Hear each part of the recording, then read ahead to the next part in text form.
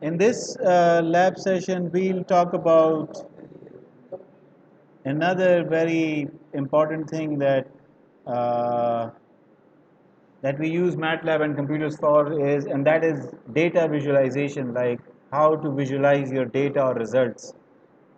So once you process data and you get some results, you need to look at those results. How does it look? So usually in engineering we plot data. Okay? So we create those 2D and 3D plots.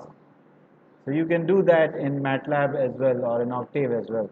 Okay? And that is an important aspect of whatever you do. जब भी आप कोई काम करें आपको results आएँ तो वो results आप ग्राफ वगैरह की शक्ल में दिखा सकते हैं.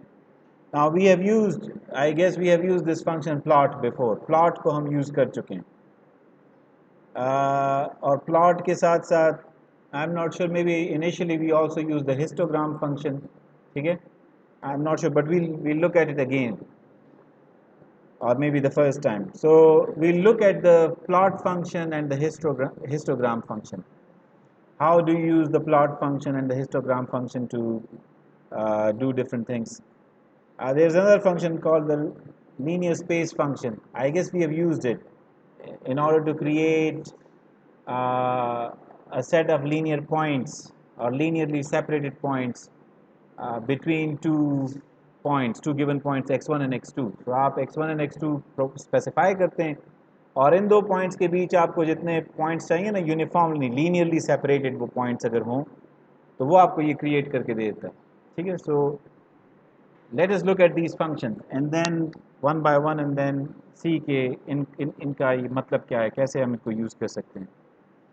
So first of all, the linspace function, we have used this function, I guess, but if we haven't, let us revisit it again. So how do you call this function?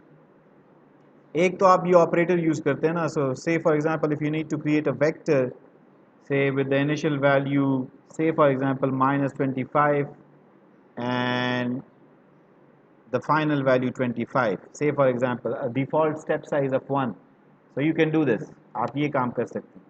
ठीक है. So आपके पास vector t जो होगा, it will start from -25, it will go up until +25 और हर दो consecutive values के बीच difference would be +1. This is one way of creating vectors. The other way is you call the linspace function. You say t is equal to linspace and then you specify starting value and the end value. So say the starting value is -25, the end value is 25 and you just press enter. तो ये क्या करेगा, -25 और 25 के बीच 200 points डाल देगा. ठीक है. Starting from -25 up until 25 you will have a vector t with the dimension 1 by 200. ठीक है. 1 by 100 सॉरी, ये है t. सो t उसकी डायमेंशन क्या है, 1 by 100. हमने कोई स्पेसिफाई नहीं किया कि -25 और 25 के बीच कितने पॉइंट्स डालें. बस हमने कहा कि एक वेक्टर जनरेट करें with the initial value of -25 and final value of 25. So this is that vector. ठीक है. लेकिन उसमें हर दो कंसेक्यूटिव वैल्यूज के बीच डिफरेंस कितना है, तो वो डिफरेंस ही ऑटोमेटिकली कैलकुलेट करता है such that the dimension of the vector is 1 by 100. तो आप ये स्पेसिफाई खुद से डायमेंशन कर सकते हैं. You can specify the size for this vector. ठीक है. सो कहाँ गया, let me clear the command window and let us clear this workspace variables as well. So say for example we need to generate the vector t using the linspace function और हम चाहते हैं कि -25 इसकी इनिशियल वैल्यू हो, 25 इसकी final value हो और इन दोनों के बीच we just want 10 values. So we want this vector to be of size 1 by 10. So you can do that. ठीक है. 1 by 10, -25 से 25 तक 1 by 10.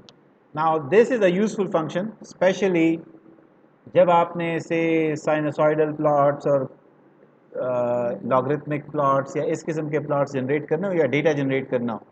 तो this is a useful function. कितने डेटा पॉइंट्स आपको चाहिए. ठीक है. यहाँ पे हमें 10 डेटा पॉइंट्स चाहिए. अगर आपको ज़्यादा चाहिए तो आप ज़्यादा स्पेसिफाई कर सकते हैं, कम चाहिए तो कम कर सकते हैं. आपको खुद से वो स्टेप साइज कैलकुलेट नहीं करना पड़ता. You just specify this is the starting value, this is the ending value and this is the step size that I want. Say for example we want to generate angle values for angle, ठीक है, हमें angle के लिए values चाहिए, कहाँ से कहाँ तक, say we want angle from -2 pi to +2 pi, ठीक है। So -2 times pi, pi is a constant, उसका नाम पाई ही है, आप उसको यूज़ कर सकते हैं, से लेकर +2 पाई तक चाहिए। सो let us use the linspace function, हमें वैल्यूज़ चाहिए -2 टाइम्स पाई से लेके +2 पाई तक, सॉरी प्लस लिखने की ज़रूरत नहीं है, +2 पाई तक। और कितने एंगल की कितनी वैल्यूज़ चाहिए वो आपकी प्रॉब्लम पे डिपेंड कर सकता है। अगर आपको बहुत क्या कहते हैं हाई रेजोल्यूशन डेटा चाहिए तो फिर आपको ज़्यादा पॉइंट्स चाहिए, अगर आपको लो रेजोल्यूशन डेटा चाहिए so then you can specify fewer points. So say हमें 30 पॉइंट्स काफ़ी हैं, say for example, so you can generate this data, ठीक है, आपने ये डेटा डेटा आप जनरेट कर सकते हैं। So now we have angle -2 pi से 2 पाई तक, और वो 30 वैल्यूज़ हैं, लेकिन मिनिमम -2 पाई, मैक्सिमम 2 पाई, ठीक है। अच्छा, अब इस एंगल का हम साइनोसाइडल रेशियोज कैलकुलेट करना चाहते हैं, इसे हम कहते हैं कि हमें इसका साइन भी चाहिए, साइन ऑफ दिस एंगल, ये जो एंगल वेक्टर है we want to find out its sine, so we can calculate its sine, sine की वैल्यूज आ जाएंगी। Say we also want to calculate its cosine, वो भी हमें चाहिए, so that we can also do, ठीक है। अच्छा, हमने साइन कोसाइन की वैल्यूज कैलकुलेट कर ली। Now we want these curves, हमें इनको प्लॉट करना है, देखना है कि ये नज़र कैसे आ रही है, ठीक है। So we can also do that, उसके लिए we use the plot function, ठीक है। सो प्लॉट फंक्शन का जो जनरल फॉर्मेट है ना, you specify values for the X axis comma values for the Y axis, ठीक है, X comma Y. So X axis पे आप क्या प्लॉट करना चाहते हैं, हम एंगल प्लॉट करना चाहते हैं ऑन द एक्स एक्सिस, और वाई एक्सिस पे we want to plot the से साइन ऑफ दिस एंगल, ठीक है। So you can do this plot angle और फिर उसके साइन की वैल्यूज। सो एक्स एक्सिस पे आपके पास एंगल की वैल्यूज होंगी इन रेडियंस, और वाई एक्सिस पे आपके उनकी साइन की वैल्यूज होंगी, ठीक है। इफ यू प्रेस एंटर तो आपका वो जो प्लॉट है दैट विल बी क्रिएटेड, ठीक है। So this is the sine wave. अगर आप इसको जरा गौर से देखें ना, ये जरा एजी है, this is a line plot. Line plot से मुराद ये है कि हर दो डेटा पॉइंट्स को ये एक स्ट्रेट लाइन से ज्वाइन करता है। अगर डेटा पॉइंट्स कम हो जाएं तो ये मज़ीद आपको ज़रा डिसकंटिन्यूटी इसमें नज़र आएगी, ठीक है। फॉर एग्ज़ाम्पल एंगल जो है इसको हम 10 डेटा पॉइंट्स पे कर दें, ठीक है, तो फिर साइन जो है वो भी उन 10 डेटा पॉइंट्स का होगा, और जब आप उसको, हाँ कॉस भी वही होगा, और जब आप उसको प्लॉट करेंगे तो आपके पास जो प्लॉट होगा वो बड़ा ही डिसकंटिन्यूस होगा। This is the effect of low resolution data and high resolution data. अगर आपको कंटिन्यूस चाहिए ना तो दो काम कर सकते हैं आप। एक काम ये है कि you do not join these 2 points with straight line, you join them with a two dimensional curve, sorry second degree curve, quadratic curve से या क्वाड्रेटिक फंक्शन से आप इनको जॉइन करें, तब ये थोड़ा स्ट्रेट हो जाएगा। या आप जो है पॉइंट्स बढ़ा दें, तो फिर अगर स्ट्रेट लाइन भी हो तो ये स्मूथ नज़र आएगा, ठीक है। तो हम पॉइंट्स को बढ़ा देते हैं। So lin space it gives you control, आप आसानी से ये सारी मैनिपुलेशंस कर सकते हैं। से हमें 200 पॉइंट्स चाहिए, ठीक है, और फिर हम ये कॉस की वैल्यू और साइन की वैल्यू कैलकुलेट करते हैं and then we plot it.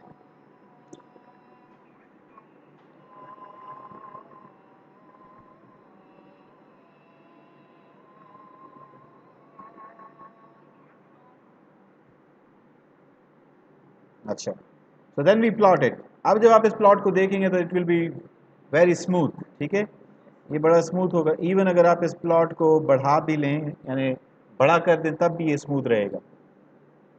This is how you can plot. अच्छा, अगर आप चाहते हैं कि जी साइड बाय साइड हमें कॉस की कर्व भी नजर आए, इसी प्लॉट पे वी वांट कॉस की कर्व एज वेल। अब उसके हमने तरीके पढ़े हुए हैं।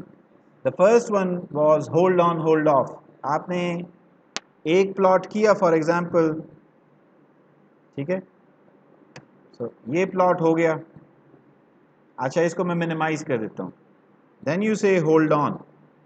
होल्ड ऑन से मुराद कि अगर हम नया प्लॉट करें तो इस प्रीवियस को मिटाएं ना, ठीक है। हाँ जी, so let us plot the cos now, angle and the cos, ठीक है। अच्छा, तो वो प्लॉट हो चुका है। So now we can see both the curves. Sine भी हमें नज़र आ रहा है और कोसाइन भी नज़र आ रहा है साइड बाय साइड। और यहाँ पे आपका जो एंगल है इसकी वैल्यू जो है वो वही -2π से 2π उस रेंज वाली वैल्यू से, स्केल वही है, ठीक है। This is one way of doing it. The other way is, ये हम देख चुके हैं ऑलरेडी, कि आपका जो प्लॉट फंक्शन है आप उसमें कहें कि जी प्लॉट दी, पहले हम होल्ड ऑफ कर देते हैं। अच्छा, इन, ठीक है, होल्ड ऑफ हो गया। In the plot function we say कि first plot angle on the x-axis and c vector on the y-axis, then plot another plot। उस प्लॉट को भी हम स्पेसिफाई करते हैं कि उसके x की वैल्यूज़ यही एंगल वेक्टर है और उसके y-एक्सिस की वैल्यूज़ दूसरा वेक्टर है s। यानी हमने x1 y1 x2 y2 उस फॉर्मेट में इसको स्पेसिफाई किया, ठीक है। सो प्लॉट फंक्शन है, we are calling it and we are saying plot x1 y1, this is the format, और xy1 and xy2 and xy3, ठीक है। तो हम तीन मुख्तलिफ प्लॉट्स या दो मुख्तलिफ प्लॉट्स सेपरेटली स्पेसिफाई कर रहे हैं। We are not calling this plot function twice, we are calling it once. और जिन कर्व्स को हमने वहाँ प्लॉट करना है उनको हम जुदा जुदा स्पेसिफाई कर रहे हैं कि उनका एक्स एक्सिस पे वेक्टर क्या होगा, वाई पे क्या होगा, दोनों हम जुदा जुदा स्पेसिफाई कर रहे हैं। अच्छा जी, now if you execute this command तो आपके पास दोनों जो कर्व्स हैं वो इन वन गो आपके पास प्रिंट हो जाएंगे। यहाँ पे आप वो ग्रिड लाइंस को शो करवा सकते हैं, हॉरिजॉन्टल और वर्टिकल ग्रिड लाइंस, वो आपको नज़र आ जाएंगी। अच्छा, तो this is how you can plot to curves side by side. दोनों को आप साइड बाय साइड जो है वो प्लॉट करवा रहे हैं। अच्छा जी, ये हो गया। I hope this much is clear. अच्छा, बाज़ like you can also call the plot function and pass it just one vector, सिर्फ उसको एक वेक्टर आप पकड़ा सकते हैं। For example, let me clear the command window. We have this vector c and s, so we can say we can call the plot function and ask it to plot c, just c, cosine की values हैं, ठीक है। तो cosine की values ही plot होंगी। फर्क x axis पे आएगा। एक्स एक्सिस का इंडेक्स देख लें। अब यहाँ वो एंगल की वैल्यूज नहीं है, यहाँ पे ये जो हमने वेक्टर प्लॉट किया है इसमें इंडिविजुअल वैल्यूज का इंडेक्स क्या है उसकी वैल्यूज हैं, ठीक है। ये कहाँ से कहाँ तक स्टार्ट हो रहा है, ये 1 से लेके 200 तक जा रहा है। ये तो यहाँ पे 0 लिखा हुआ है बट ये वैल्यूज की एक्चुअल प्लॉटिंग शुरू हो रही है फ्रॉम 1 to 200, ठीक है। क्यों 1 से 200 तक जा रहा है? Because the size of vector c is 1/200। तो इंडेक्स नंबर 1 पे क्या वैल्यू है उसको प्लॉट किया 2 पे, 3 पे, 4 पे, 5 पे। तो if you do not specify the vector for the X axis, if you just specify a single vector, तो फिर क्या होता है कि वो जो सिंगल वेक्टर है वो वेक्टर प्रिंट होता है ऑन द वाई एक्सिस, यानी उसकी जो वैल्यूज है वो वाई एक्सिस पे अपीयर करेंगी। ऑन द एक्स एक्सिस उसके इंडेक्स की, उसके इंडिविजुअल एलिमेंट्स के इंडेक्स की वैल्यूज होंगी। So this is the vector, इसकी वैल्यूज रिफ्लेक्ट करती हैं ऑन द वाई एक्सिस, और इसका जो on the X axis of the plot we have the index of these values, ठीक है। उन वैल्यूज का हमारे पास इंडेक्स है, ठीक है। सो वाई एक्सिस पे आपको ये जो एक्चुअल वेक्टर है इसकी वैल्यूज नज़र आ रही हैं प्लॉट होती हुई, और एक्स एक्सिस पे आपको इन वैल्यूज के इंडेक्सेस प्लॉट होते हुए नज़र आ रहे हैं, ठीक है। So you should understand, the point of mentioning it is कि you should understand the behaviour of the plot function. Plot function कैसे बिहेव करता है ये आपको पता होना चाहिए। अगर मैं इसको एक वेक्टर दूं तो कैसे बिहेव करेगा, पास करूं एज एन इनपुट आर्गुमेंट, अगर दो वेक्टर पास करूं एज एन इनपुट आर्गुमेंट तो फिर क्या करेगा, ठीक है। So this is how it behaves with a single vector and we have looked at the behaviour with two vectors, ठीक है। अब यहाँ पे हम एक्स एक्सिस के लिए सेपरेट वेक्टर, वाई के लिए सेपरेट, एक्स के लिए सेपरेट, वाई के लिए सेपरेट ये पास कर रहे हैं, तो इसका बिहेवियर वी नो। अब दोनों कर्व्स के लिए एक्स एक्सिस को आप देख लें, उनकी वैल्यूज़ जो हैं वो रेंज मुख्तलिफ है, वो इंडेक्सेस नहीं है, वो जो वेक्टर हमने प्रोवाइड किया वो वाली वैल्यूज़ है, ठीक है। So you should know the behaviour. इसमें एक और इसमें एक इम्पॉर्टेंट बात ये है कि यहाँ पे ये जो वेक्टर्स हैं ना,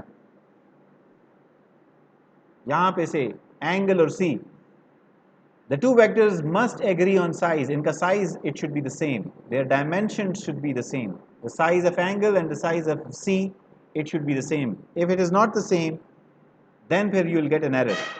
ये दोनों सेम है, एंगल की वैल्यूज जितनी है उतनी ही उसके कॉस की वैल्यूज हैं।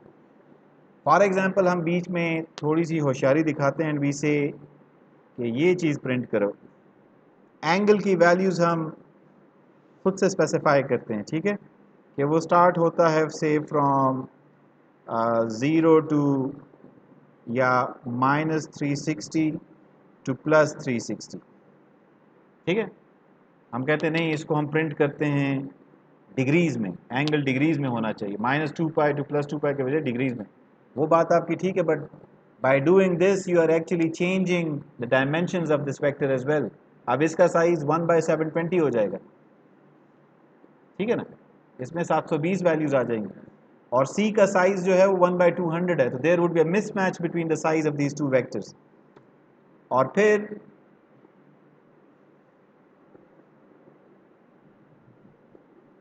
ठीक है, so you will get this message, vector length must match. यहाँ पे आपको खाली वो फिगर तो नज़र आ गया, ठीक है, but you did not get any plot and you got this error के ये जो वेक्टर्स आपने स्पेसिफाई किए हैं their length they do not match, ठीक है। So they must match, the length must match.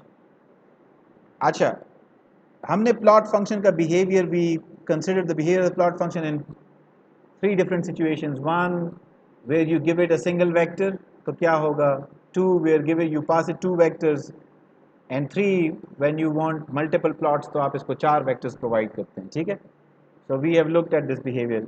You can also pass a matrix to this plot, इसको आप एक मैट्रिक्स भी प्रोवाइड कर सकते हैं, ठीक है। मैट्रिक्स से क्या मुराद है, say we have this matrix M। Matrix क्या की चीज़ होती है, it is not a vector, it has multiple rows and multiple columns, ठीक है। वेक्टर में we have one dimension is one, the other dimension can be any value, but one dimension must be just one, ठीक है। So we can either have a row vector और column vector. A matrix can have multiple values, ठीक है, multiple dimension sorry, a matrix has at least two dimensions and the size of those dimensions is like greater than one, ठीक है। अच्छा, so let us generate a matrix and then try to plot it और देखते हैं कि उसका behavior क्या होता है। अच्छा, तो आप अगर देखें हमारे पास है let us generate a random matrix, ठीक है। so we have random matrix हम जनरेट करते हैं और छोटा सा मैट्रिक्स जनरेट करते हैं। Let the range be between -5 and +5, this is the range of values, minimum -5 maximum +5, और मैट्रिक्स का साइज हम कर लेते हैं से 2/10, ठीक है। So we are generating a matrix with the dimension 2/10, दो रोज, दो 10 कॉलम्स, ये उसकी साइज है, और उसमें रेंज ऑफ वैल्यूज़ क्या है, -5 to 5, यानी जो वैल्यूज़ होंगी उनकी मिनिमम वैल्यू -5 मैक्सिमम 5, ये रेंज है। Let us plot this matrix, इसको प्लॉट करते हैं तो क्या होता है। Let us say plot M, we just specify plot M। बात है नहीं प्लीज। अच्छा, so this is what we get, ठीक है। अब इसको समझना भी ज़रा मुश्किल है, but if you think about it, आप अगर देखें ना तो हमारे पास वो जो -5 और 5 की वैल्यूज़ हैं, they are appearing on the Y axis. ठीक है, एक्स एक्सिस पे सबसे छोटी वैल्यू 1 है, सबसे बड़ी वैल्यू 2 है। ठीक है, अच्छा, वी वांट टू नो कि क्या चीज़ कहाँ पे प्रिंट हो रही है। ठीक है, मैप कौन सी चीज़ कहाँ पे हो रही है, आपके ख्याल में क्या हो रहा है? Let us look at M, this is M, ये मैट्रिक्स एम है। ठीक है, अच्छा, अब ये उसकी पहले कॉलम में वैल्यूज, फिर दूसरे कॉलम में वैल्यूज, तीसरे, चौथे, पांचवे। हाँ, मैं पहले तो ये देखें, how many plots did you expect, आप वैसे कितने एक्सपेक्ट करते हैं, कितने प्लॉट्स होने चाहिए आपके पास?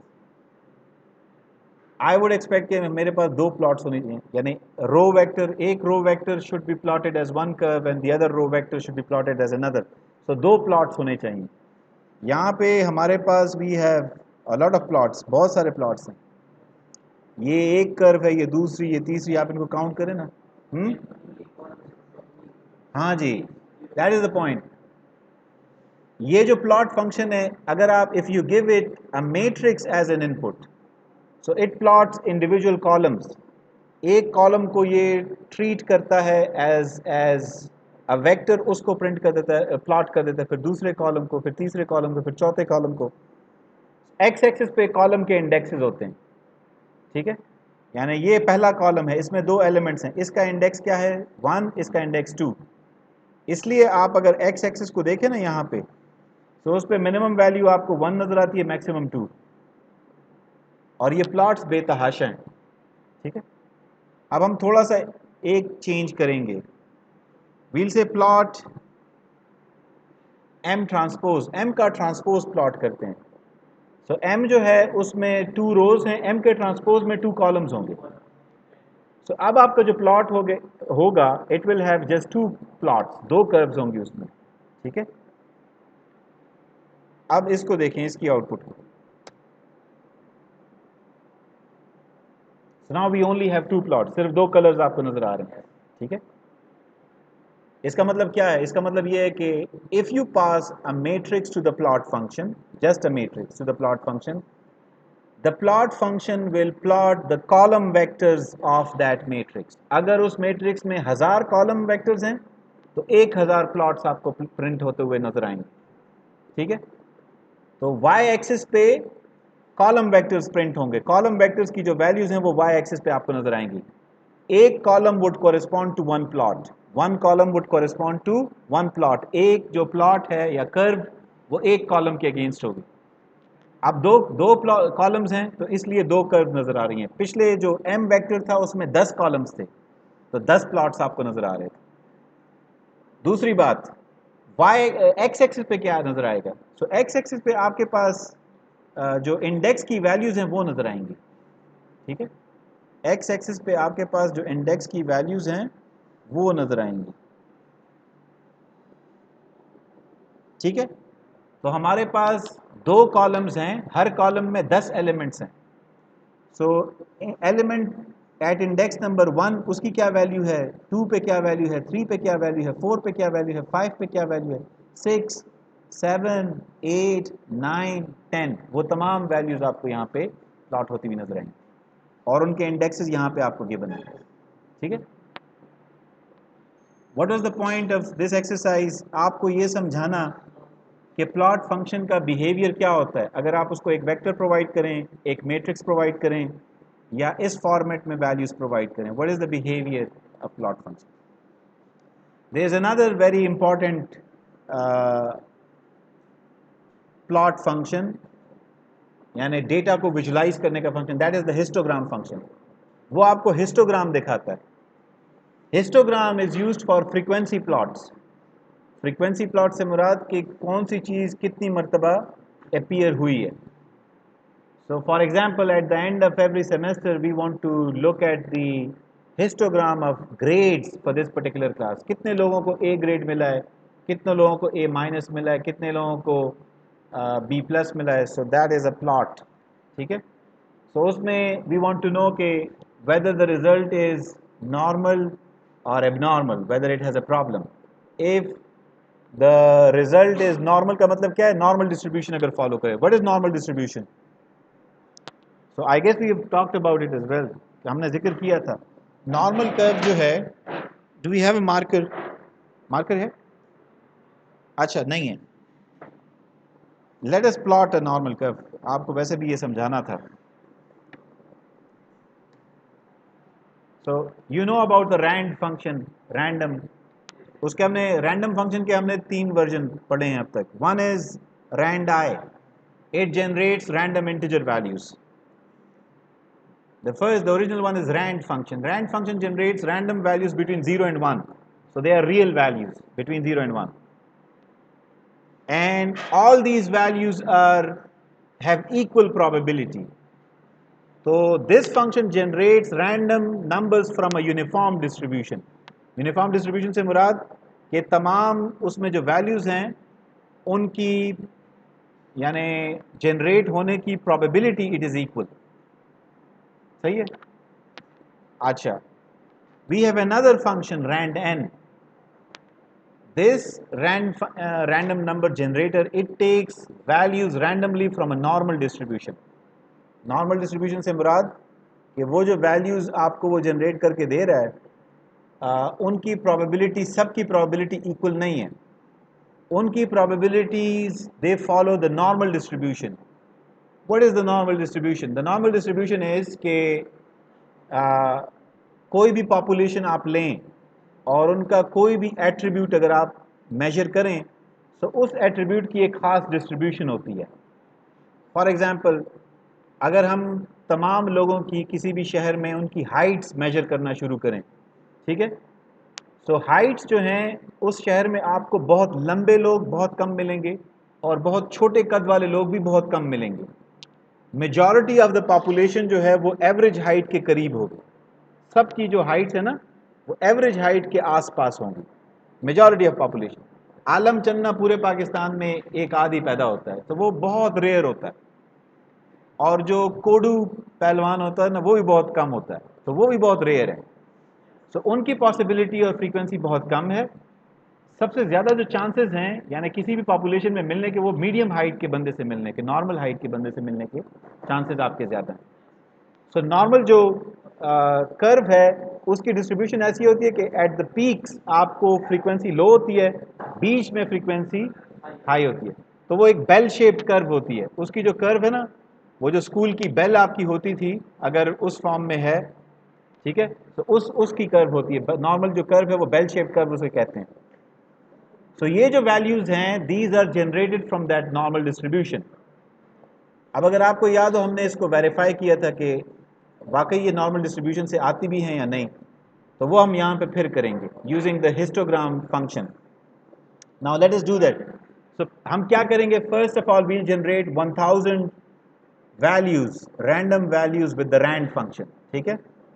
अच्छा, सो हम एक वेक्टर जनरेट करेंगे जिसकी डायमेंशन होगी 1 by 1000 and you will do that using the rand function.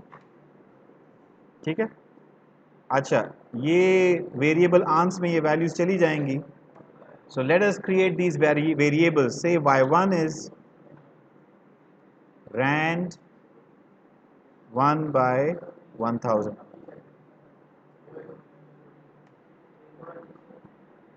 अच्छा जी, ये लें दोबारा से जनरेट कर लेते हैं. ठीक है. अच्छा, quite please, quite.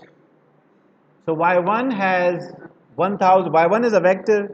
It has 1000 random values, and these random values have been generated using a uniform distribution. Uniform distribution से मुराद हर नंबर के मिलने के चांसेस इक्वल हैं. जैसे अगर आप if you throw a die, so the probability of getting a 1, a 2, a 3, a 4, a 5, a 6, they are equal. अब अगर आप 1000 मरतबा डाई को थ्रो करते हैं और आप काउंट करते हैं कितनी मरतबा 1 मिला, कितनी मरतबा 2, तो वो सारे इक्वल होंगे. और अगर उनको आप प्लॉट करते हैं तो दैट प्लॉट वुड बी, यानी अगर उसका बार चार्ट हम बनाएं तो तमाम बार्स की लेंथ इक्वल होगी. ठीक है, तमाम बार्स की लेंथ या हाइट इक्वल होगी. यही केस यहाँ पे होना चाहिए. y1 has random values between 0 and 1 those random values we claim that they have been generated using a uniform distribution. So are they actually from a uniform distribution? So if we want to see that, तो हमें histogram generate करना चाहिए. Histogram से क्या मुराद कि ये जो values हैं हम उनकी frequency मालूम करें कि 0 से लेके 0.1 तक कितनी values generate हुई, 0.1 से लेके 0.2 तक कितनी values generate हुई, तो वो तमाम equal होनी चाहिए. ठीक है, वो तमाम क्या होनी चाहिए, equal होनी चाहिए. How can you verify that? So you can use the histogram function, and you can call the histogram function and ask it to print a histogram of the vector y. Y का histogram print करें. ठीक है, just press the enter key. तो ये y का histogram है. ठीक है, y में जो values हैं, से 0 से 0.1 के दरमियान कितनी values हैं, वो 100 से थोड़ी सी ऊपर हैं. 0.1 से 0.2 के बीच जो values हैं वो 80 और उसके बीच में 100 के बीच में हैं. सिमिलरली 0.2 और 3 के बीच जो वैल्यूज़ हैं वो 120 से ऊपर हैं हाईएस्ट. ठीक है, अच्छा ये जो बिन्स हैं ये इसने खुद इसको बिन कहते हैं. दिस इज़ बिन नंबर 1, यानी आप एक बिन डस्टबिन की तरह बिन क्रिएट कर लेते हैं. इस जिस इंटरवल में जो नंबर है वो उस बिन में गिरता जाता है. So then you finally check out के 1000 नंबर मैंने जनरेट किए थे, तो कितने नंबर, कितने बिन्स, किस बिन में कितने नंबर गिरे. So this is the situation.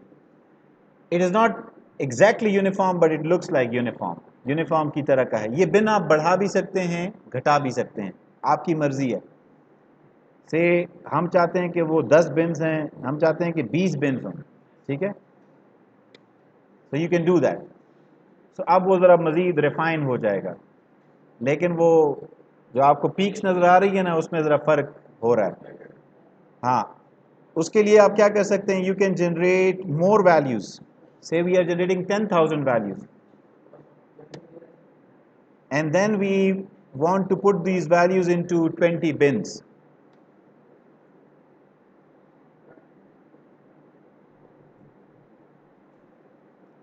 So it will take some time. ठीक है, so it looks more uniform.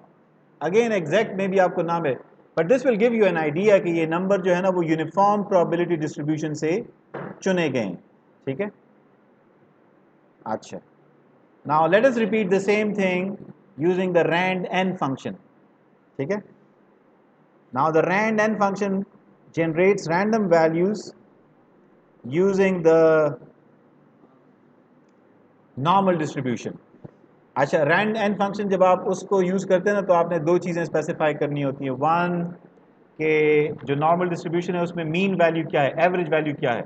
तो अगर आप हाइट्स जनरेट कर रहे हैं फॉर एग्जांपल, तो पाकिस्तान में से मर्दों की average height for example 5 feet 6 inches है, से फॉर एग्जांपल, या 165 सेंटीमीटर्स है, तो फिर आपकी मीन वैल्यू होगी 165 सेंटीमीटर्स, अगर आप सेंटीमीटर्स यूज़ करते हैं. और स्टैंडर्ड डिविएशन क्या है, यानी मीन से लोग ऊपर कितना जाते हैं और नीचे कितने जाते हैं.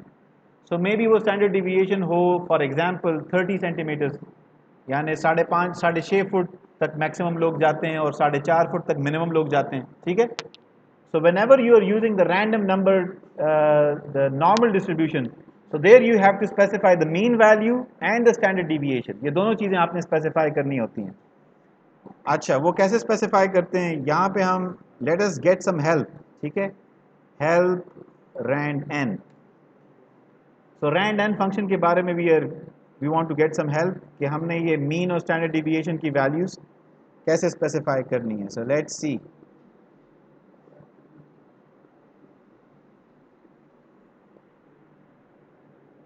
अच्छा जी, बाय डिफ़ॉल्ट अगर आप कोई भी मीन और स्टैंडर्ड डिविएशन नहीं स्पेसिफाई करते, तो it generates random values from a normal distribution जिसका मीन 0 हो और स्टैंडर्ड डिविएशन 1 हो. ठीक है, but if you want to change that then you can change it. ठीक है, और चेंज करने के लिए दिस डॉक्यूमेंटेशन में नॉट बी दैट यूज़फुल. आप जो है अगर मैटलैब की डॉक्यूमेंटेशन पे ऑनलाइन, मैटलैब जो एनवायरनमेंट है उसकी डॉक्यूमेंटेशन पे अगर आप इसकी हेल्प को देख लें, so you'll get a more precise information. Useful होगी, आसानी से आप यूज़ कर सकेंगे. यहाँ पे we know कि if we call the rand n function, तो हमें जो random numbers मिलेंगे उनका mean 0 होगा, average value 0 होगी और standard deviation is 1. ठीक है. By the way, this is the most useful form of it. इसकी जो आप bell curve बनाएंगे ना तो वो 0 के आसपास left right पे होगी. अच्छा, let us clear the command window and let us generate these values. अच्छा, let us call the rand n function और rand n function में हम 1000 values generate कर रहे हैं. ठीक है. Now let us plot the histogram of this function, this vector, sorry. अच्छा, इसका जब आप हिस्टोग्राम देखेंगे ना, so it is completely different from the uniform distribution. It follows the normal distribution. ठीक है. एक्सट्रीम्स पे जो आपके पास वैल्यूज हैं वो कम है, उनकी फ्रीक्वेंसी कम है, और मीन पे सबसे maximum value gate at the mean और इसके आसपास. जैसे आप एक्सट्रीम्स पे जाएंगे तो वैल्यूज जो है ना उनकी फ्रीक्वेंसी कम होती जाती है. This is the normal distribution. The purpose was कि आपको हिस्टोग्राम फंक्शन यूज करना आ जाए. You might need to plot the histogram. तो वो आप कैसे करेंगे? You might need to plot 2 dimensional जो प्लॉट है उसको आपको you might need to do that. And similarly you might need to have multiple plots on the same figure. तो वो आपने कैसे करना है? So this is how you do it. In the process, we also refreshed our discussion on random number generators. The normal distribution और uniform distribution उसको भी हमने refresh कर लिया. अच्छा, so I hope like this clarifies कि data visualization, again we have multiple ways of doing it in MATLAB. We can generate 3D plots. आप 3D में you can visualize data. We can generate scatter plots. We'll talk about scatter plots in the next labs. They are also useful. और उसमें आप बड़ी interesting किस्म की figures जो हैं वो क्रिएट कर सकते हैं. अगेन प्लॉट्स की कुछ कैरेक्टरिस्टिक्स हैं, like you can add legends. आप एक्स एक्सिस को टाइटल, वाई एक्सिस को टाइटल, ये मुख्तलिफ चीज़ें आप कर सकते हैं. So we'll discuss that as well. और इनफैक्ट उसको आपको असाइन भी किया जा सकता है. But in any case you should master whatever we talked about in this particular lab. और उसको करने के लिए there are some tasks. You should generate, ये हमने मेरे ख्याल में किया भी हुआ, you should generate sinusoids of this form, जिसमें आप एंगुलर फ्रीक्वेंसी, टाइम और फेज, ये 3 चीज़ें स्पेसिफाई करते हैं. This is the phase angle, this is the angular frequency and this is the time. तो आप ये 3 चीज़ें स्पेसिफाई करते हैं और इनको वेरी करके आप मुख्तलिफ कर्व्स क्रिएट कर सकते हैं. ठीक है.